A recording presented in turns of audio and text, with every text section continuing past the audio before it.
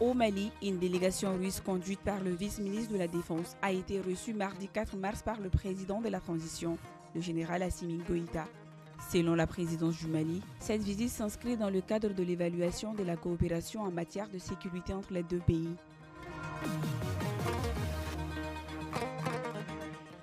Dans un communiqué en date du mardi 4 mars, le Centre national des cantines scolaires du Mali et le Programme alimentaire mondial ont lancé un cri d'alarme après la suspension temporaire depuis octobre 2024 des repas scolaires dans 400 écoles au Mali en raison des contraintes financières et opérationnelles. Selon la note, cette situation affecte directement 112 000 élèves, dont une majorité de filles, dans les régions du nord et du centre du Mali.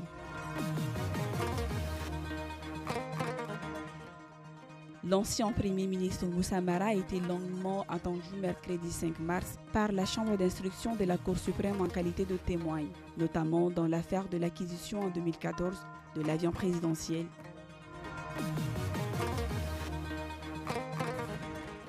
Les nouvelles taxes sur les télécommunications sont entrées en vigueur ce mercredi 5 mars 2025 au Mali. Un prélèvement spécifique de 10% est appliqué sur toutes les recharges de crédit ou d'achat de forfaits Internet et 1% sur les opérations de retrait d'argent par mobile money.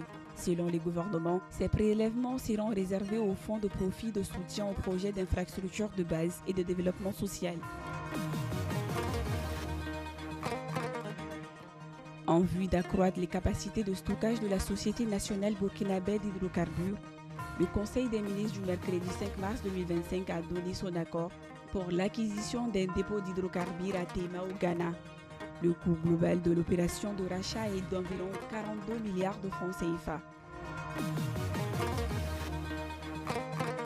Le président du Faso, le capitaine Ibrahim Traoré, a inauguré jeudi 6 mars une unité industrielle de détergents portée par un promoteur privé d'un coût de réalisation de plus de 4 milliards de francs CFA et d'une capacité de production de 300 tonnes par jour.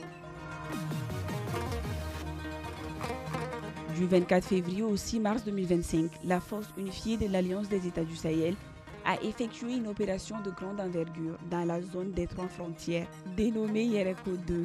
Cette intervention, deuxième du genre, a pour objectif d'anéantir les capacités de nuisance des groupes armés terroristes.